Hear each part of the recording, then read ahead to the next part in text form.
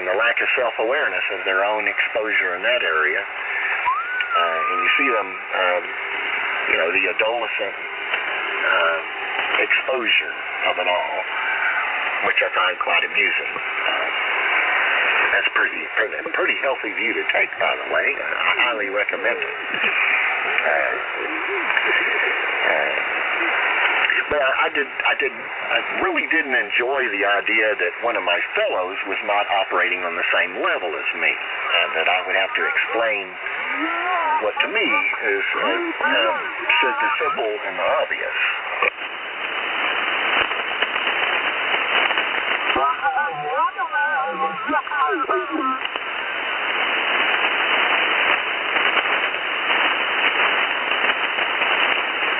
The only thing simple and obvious about you, Raymond, is you're a death idiot.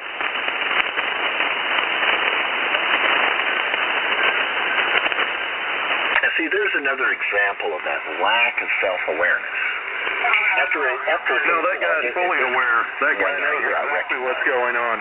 And again, after exampling a scumbag-only behavior, a behavior that only scumbags can do, again, you will notice that the other 750,000 self-awareness out there don't do that kind of thing. It is only these very few, the very few members of very Raymond is the only one on frequency that has no self-awareness behavior. The other ones don't. The normal don't. The majority doesn't. And those that do are a very few, very exclusive few, so far out on the bell curve. Everybody else is more advanced, too competent, not perverted enough, not degenerate enough to do that kind of thing. And it's just obvious. You know, that's the only thing that goes to his crutch. You identify yourself as one of those. And then after confirming yourself as one of those, he has the perversion as a crutch for his lack of self-awareness. Which again brings us about to it, which is really amusing. Which brings us to lack of self-awareness. Of a 3-year-old boy. Now, a girl would never act this way, but a boy will. He's 3 years old. He's walking into the room. They're having a party. The adults are in there. And he's got crap running out the diaper down his leg. But this boy, he has no idea of anything's wrong. He's got a smile on his face. Everything, the stars are shining in his universe.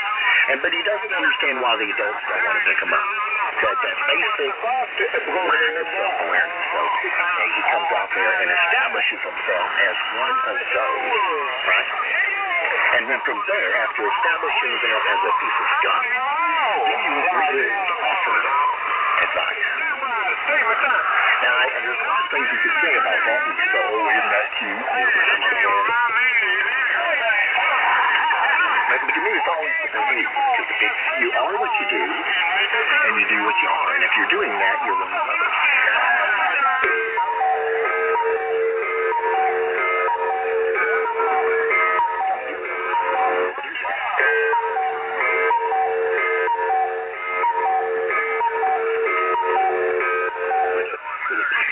Size is down to 10 or so, or 20 or so.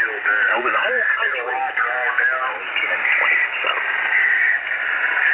So you're one of that very exclusive. And from there, you propose to offer moral judgment, which of course exposes yourself as an imbecile to anybody with enough self-awareness not to be one of those. See how that works? So universal, like anything else, these rules are universal. They're inescapable. They're undeniable, and they're immutable.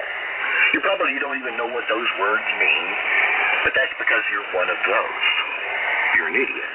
I'm going to give me some more coffee, and I'll be back. N5LAX. Raymond's the only one on the frequency with no self-awareness. I thought you already went to go get some coffee. I was just sitting here listening. N5LAX.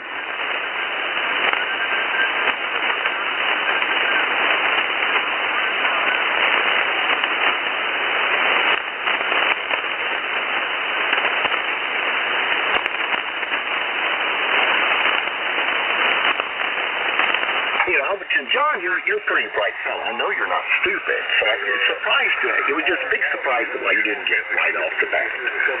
Just a mere mention of a rule that we know is universal. So if weakness is Raymond and his universal knowledge, you know how it's almost amazing. Application has a 100% reliability. He has carnal knowledge. And so if you know that is the logical outcome, that has logic, a guiding principle, because it is the truth, the objective truth of the universe we live in. An undeniable rule, which is He must have seen a special on television today that used that term. It rules out one course of action and rules in the other. It's a simple, it's math. It's 1 plus 1 equals 2. The logic is inescapable, undeniable. It's absolutely obvious. And it's actually beyond question. Because we know absolute truth. Its reliability cannot be questioned. So, everybody knows how that works. So the logic should be just as obvious, should it not? Why would I have to explain that? Is it because they can't do the math? I don't understand. I don't get it. N5LAX. Well, I mean, really, my question would be, do you really have to explain it? Why do you feel the need to have to explain it? You shouldn't have to explain anything, especially if no one's listening. And, there's been so much noise going on. Got a cuckoo clock going on. I'm not hearing everything that you're saying, so some of it I'm just not going to respond to. It's not worth it. And some of it I'm not hearing all of the details, so I'm not even going to try to carry on a conversation with you about what you're going off on right now. It's pointless. It really is, especially concerning the art of war and in relation to what we were talking about here tonight. It just is, I don't know. I'm happy you have so much fun with it. Just going on in your long diatribes. It's not much of a conversation to begin with, and especially when I can't hear all of your transmission because there is that much interference. So I'm going to drop it for tonight. I'm going to let you go on with whatever you're wanting to carry on about. It's been interesting, that's for sure. N5LAX. Well, you almost sounded like you understood it, something about muscle flexing. You were going off in the right direction, and it was a question that you asked. It came up because you asked. You brought up the thing about the restaurant and everything. You brought all of these questions up by questioning me. And why would you do this? Why would you? And I explained to you, it should be obvious. Sun Tzu, art of war. I can say that. The other word is tactics. The two phrases are interchangeable. You can say tactics, Sun Tzu, art of war. You can say, why would you go out there and display strength rather than weakness in front of those squirrels? Well, because we already know that to aggressors, predators, or whatever, weakness is always provocative. And that the wounded bird routine is always enticing to a predator. So we know these rules are universal. That should be enough for you. It fully explains everything. Anybody with 2 brain cells who was even halfway paying attention, one would think. I'm actually at a loss as to why I should have to explain it.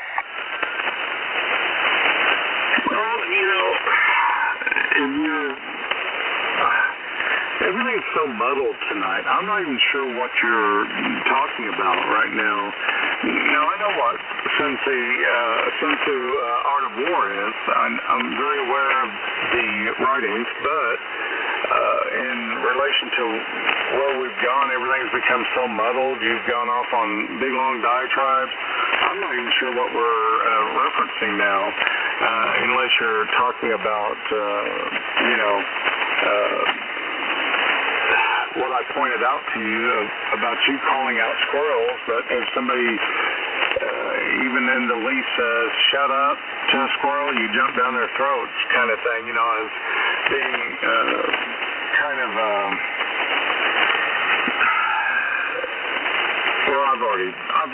why am I going through this again? I'm not going to go through that again. Let me ask you a question. If you were to receive the gift card, would you make mention of it on the air, or would you see that as a sign of weakness to even talk about it?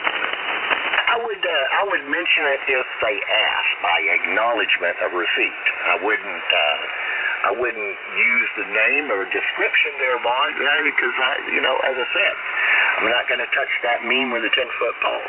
But I would acknowledge receipt. And second of all, again, it's simple. It's 1 + 1 = 2.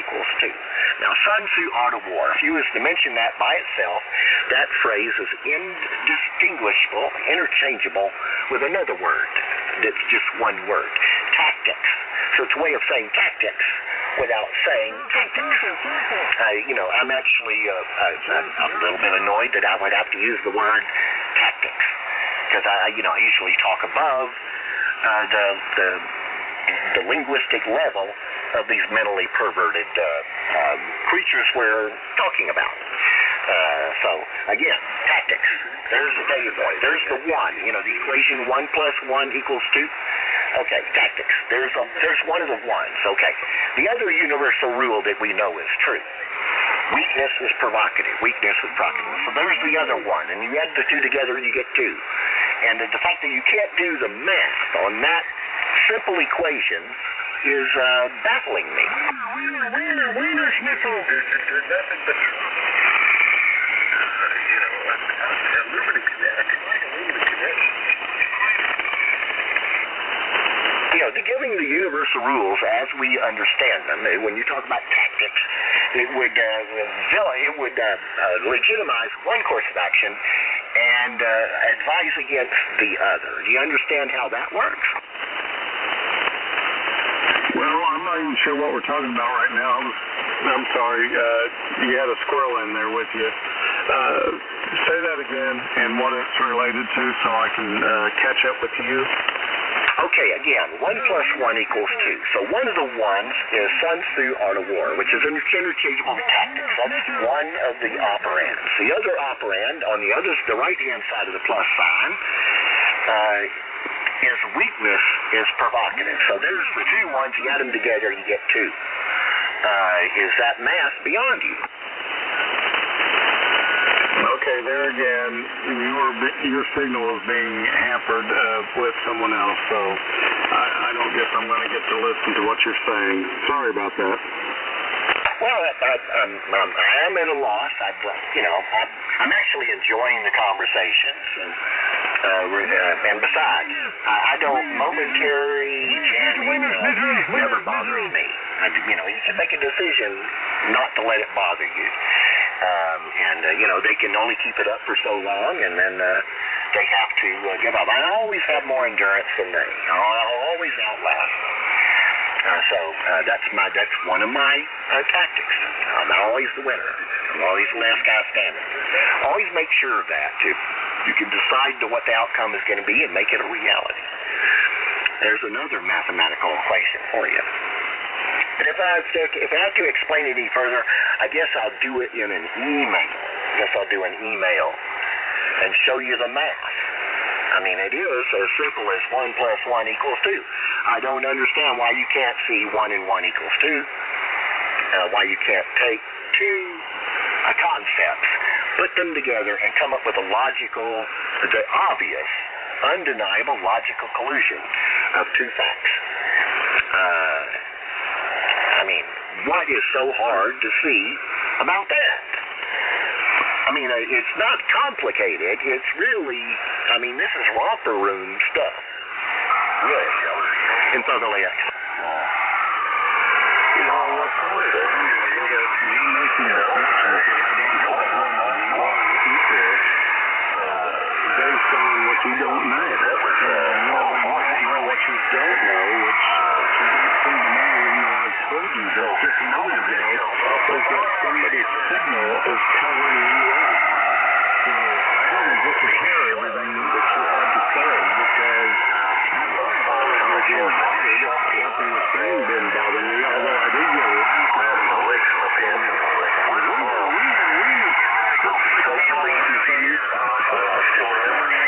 But I'm not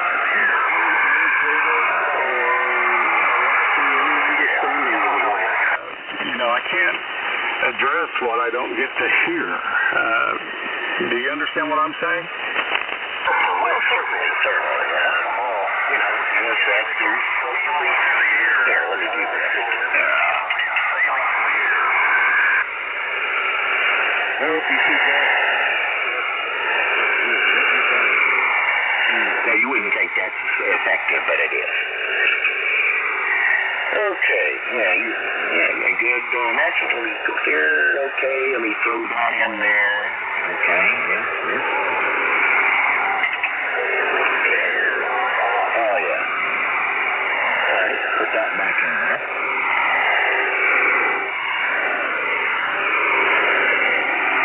All right, now that'll make things a little bit, subtle change, I know.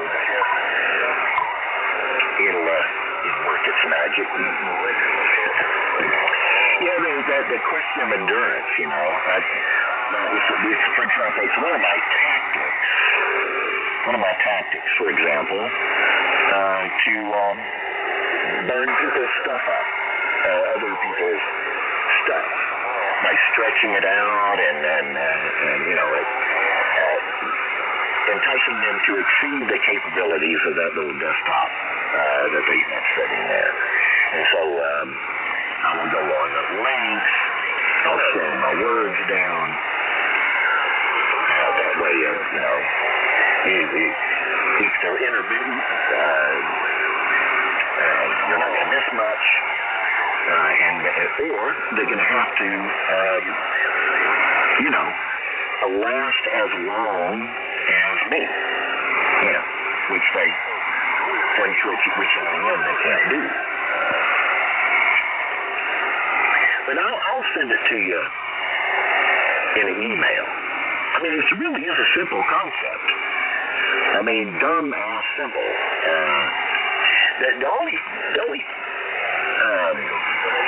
The thing that I do find annoying about these type of things is I think they're obvious to normal people. I think they're obvious. I mean,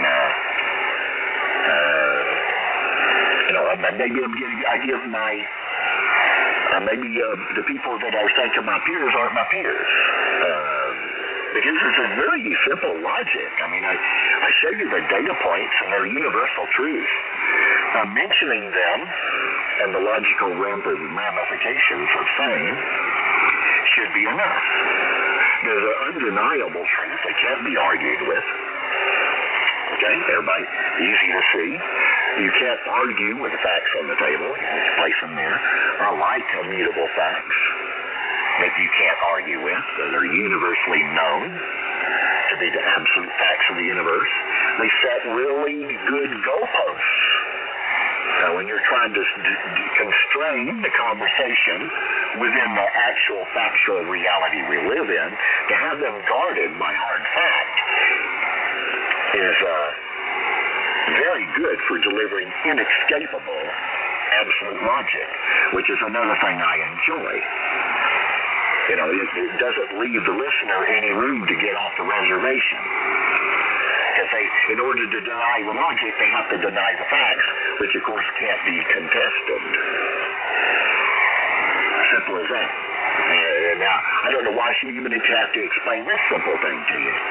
I mean, we got some people that are mentally perverted that think that there is no absolute truth, that physics itself can be denied for the sake of personal preference, and that reality doesn't exist, and that objective truth doesn't exist, only and facts are boiled down and watered down to mere opinion, which can be dismissed if you don't like the person delivering the so-called opinion.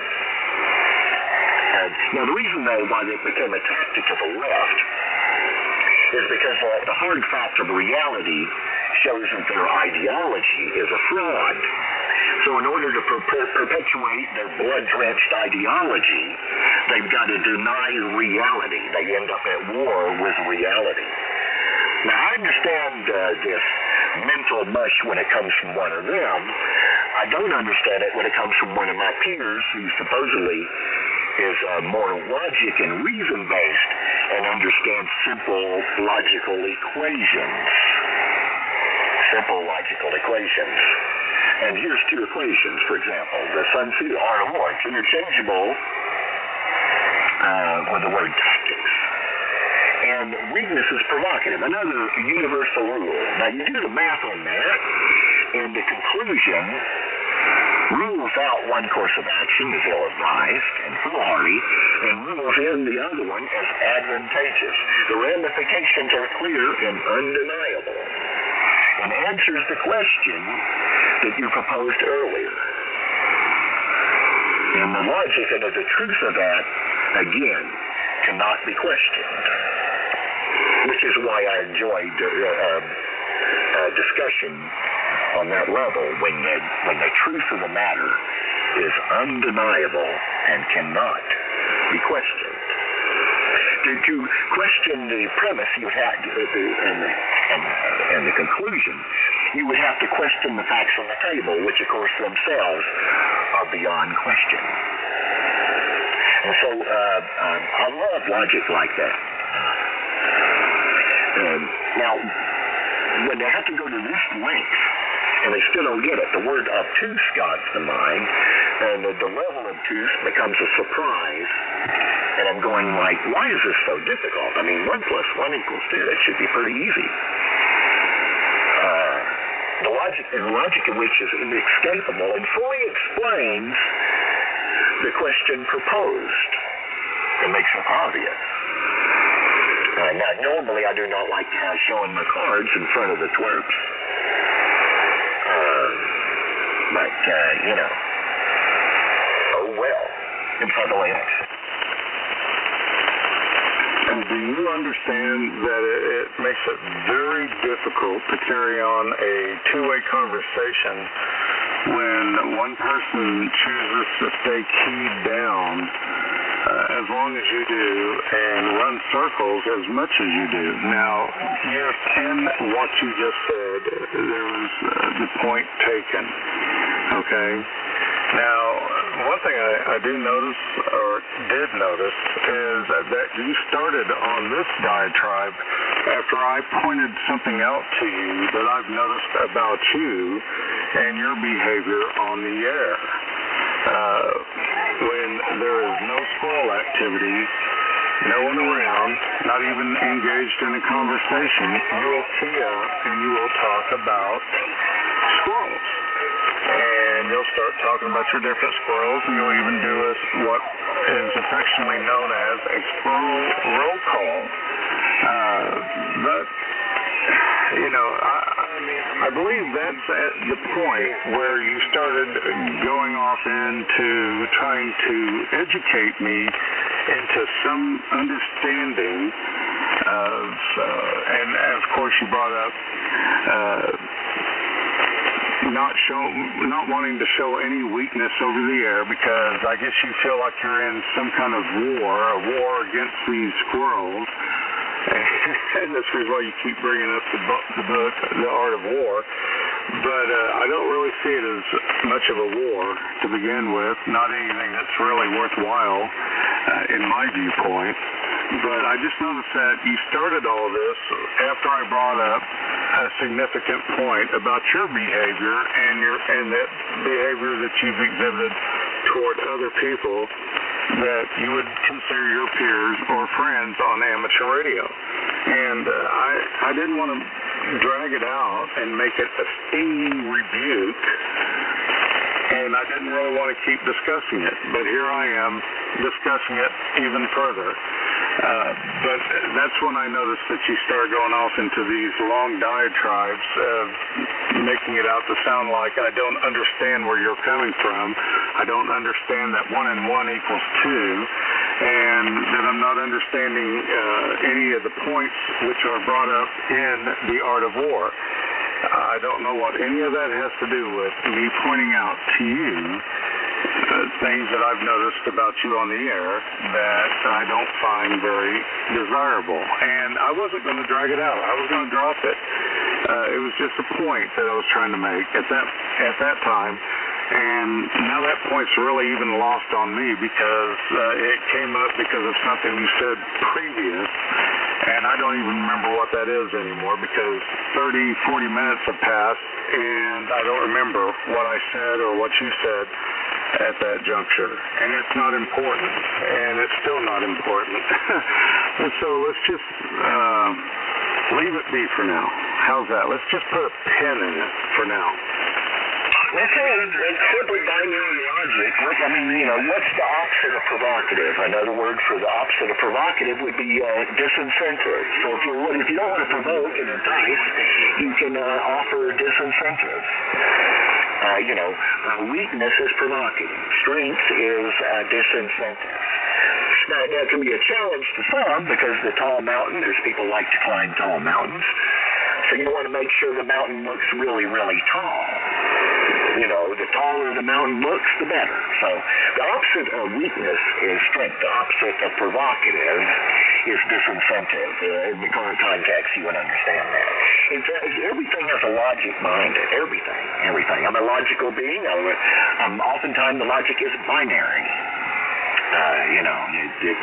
If I'm going to turn away from a disadvantageous direction, well then I'm going to go as sharp as possible toward the advantageous direction. So what is this opposite? Well, the opposite of weakness is strength. The opposite of provocative is disincentive. Now, you would understand that because you understand that the rules are universal. They're undeniable. They're seen in nature. They're seen in politics. They're seen in real politics. They're seen in global politics. It's all the same. It's been universal for as long as man has been on this earth.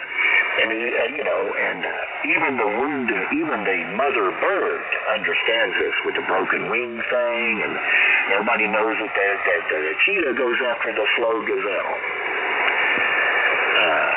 It's the nature of predators. You can say low-hanging fruit and so on. Now, earlier you said that every time you tee up, you're jamming them. But as you know, one of the tactics I use is that I got a really big power supply, and the squirrels do not. They got little desktop amplifiers, and I can key down longer than they can. So if I'm being jammed, all I got to do to get the message through without being jammed is to outlast them, to exceed their capabilities, and so they have to shut down to let their stuff rest. I do not.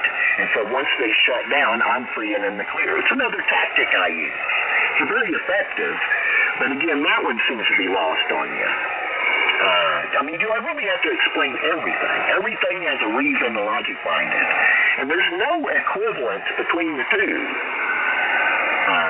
For example, I gave you one of the insights that I thought would be a good hint, a very strong hint, for example, that you really shouldn't draw false or unfair equivalences. That's intellectually dishonest.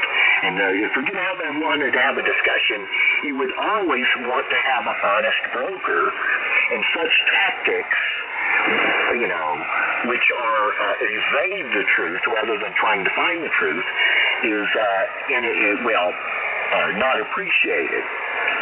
One wants an honest broker, which means one would want to have a fair presentation of the logic and the facts and the derivatives that come from them without false equivalences, for example. And the other terminology I use is the difference between rules and preferences.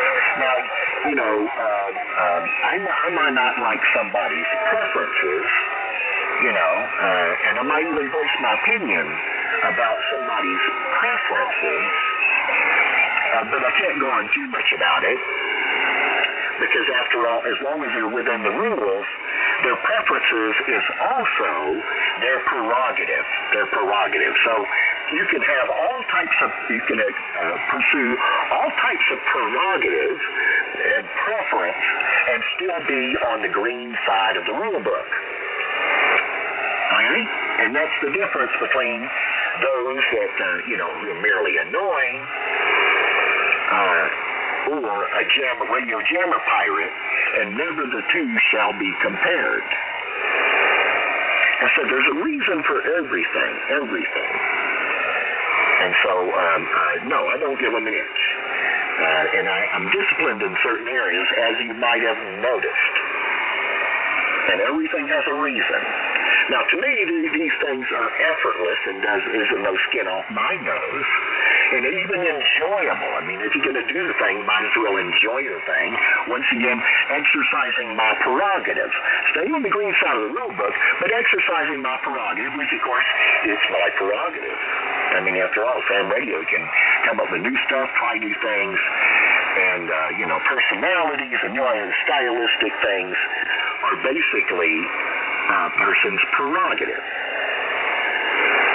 But there never is the annoying prerogative of another a reason to do be like a radio jammer pirate. Only the scum do that. The 12 or so scum of the earth member that very exclusive club, and never should those who are obeying the rules and not engaged in that be anywhere compared with that very exclusive club. Even make a nuance that they're somewhat the same is an outrageous statement. Outrageous. And, I'm surprised that you made it. I'm going to go get me another refill, and I'll be back. N5LAX. Well, I'm surprised at you as well. Anyway,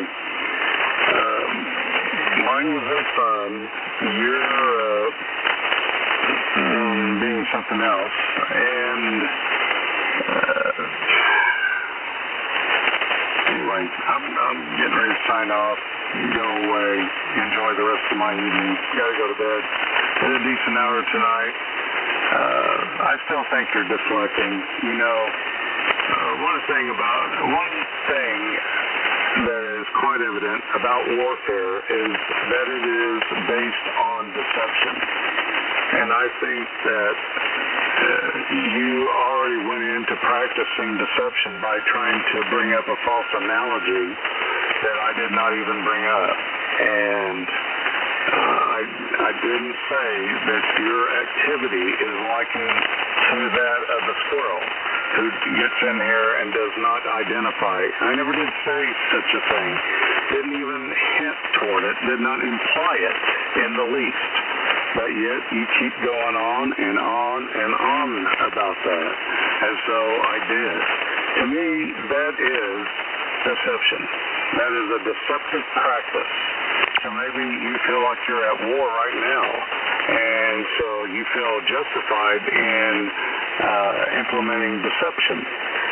But I would have to disagree. You are taking what I said and you are falsifying it. You're not even taking it out of context. You're just not repeating it accurately to how I first conveyed it, and then conveyed it once again, and now conveying it again a third time to clarify and point out the error in what you are saying.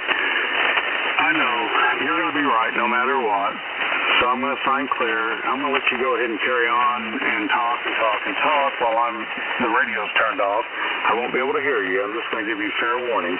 You can talk to whomever is left out there, and maybe somebody will come in and start patting you on the back and telling you that John was just wrong and he shouldn't have brought up their Wienerschnitzel again tonight, because, of course, that is given into your enemies, and I just probably aided your enemies. I know it's just horrible, even though I still find it quite humorous, and I don't take it that seriously.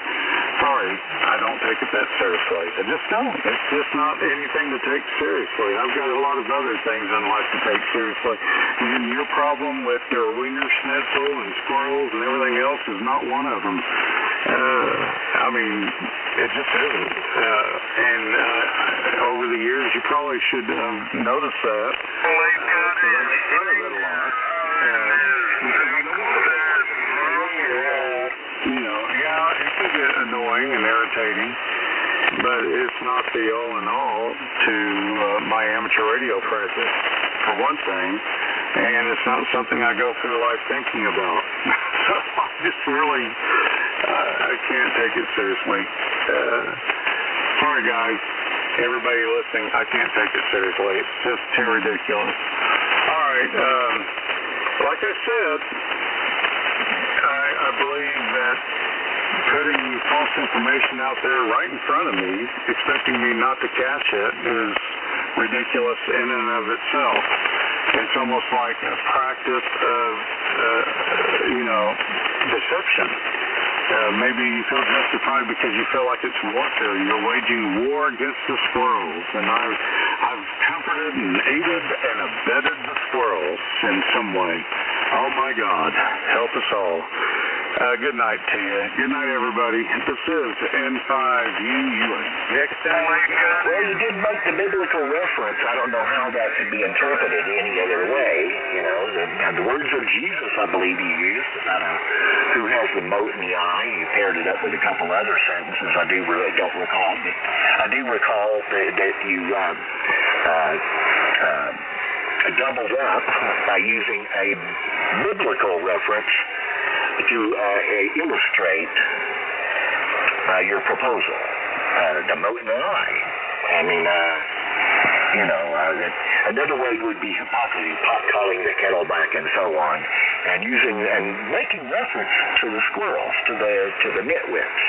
Use the biblical reference. Now, I don't know how else I should interpret that. Maybe you could clarify sometime.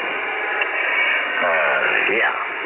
Now, as for it being a war, well, I'm happy to report that all the casualties have been one-sided. We've suffered zero casualties, and nor do I expect to. But we have a trail behind us of burnt-down nitwits behind us. We've been at this rodeo for a while now, and there's quite a few burned up, expired, whatever, never to be heard from again, pretty much. So, but yeah, the casualties, if you want to call it that, have been one-sided. So I don't know if it would qualify as a war, even though it does have aspects, tactics, and so on. And, for example, giving out personal information probably not advisable, for example, because we've seen what they do with it. And I could point out some instances where one of them, for example, I could use, no, I'm not going to mention his name, try to get him fired off his job and everything else. So, certain things you want to keep close to your vest, because these people are sickos, and they will put in the hours to get at you, torture. Well, actually, that would be charged with torturous interference if they were, try to get your electricity cut off and that thing. But they'll do that kind of thing, and so on. Call the SWAT teams to your door. They've done that. And so we know that's taking place. So, which, of course, tells you about the type of sickos that you're dealing with. And so, yes, some aspects should be thought about seriously.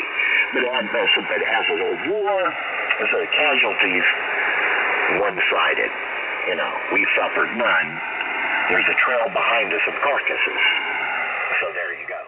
Better them than us. If they've got some other target that they're harassing, that means they're not harassing us. That must be where we get our reprieve, where we can actually enjoy our radio for a while without the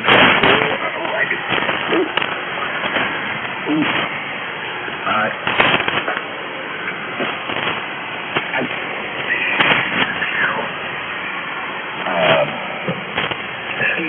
I never go down that road. Never. Nope. Yeah, where are our damn squirrels? Who's poaching our damn squirrels? Morons. Sorry, I slipped out of character there for a minute. Okay.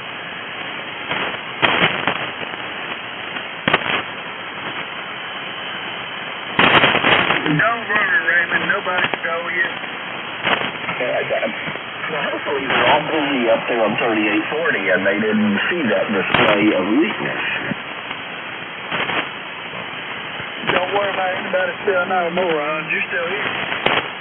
Oh boy, you got a point, yes.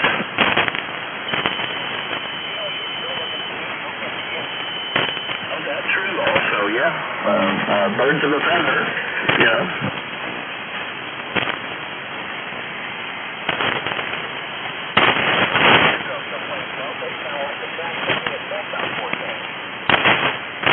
Among the particularly dim-witted, I could be known as the top squirrel, the ringleader of the squirrels.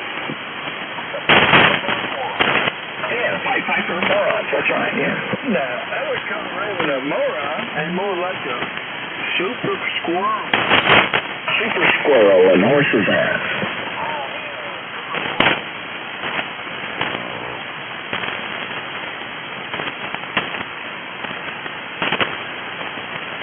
I mean, I don't think the script on our show is all that hard to get, but for some, it takes them a while if they.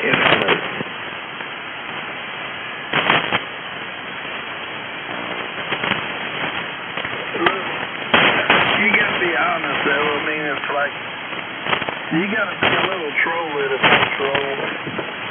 It is what it is. I just want to know what actually. So, I mean, yeah. Most of us are a little bit trollish anyway. Yeah. But of course, we're talking about people who see the show and you say, well, wait a minute, is this a tragedy or a comedy? It's a tragic comedy. Oh, Schadenfreude.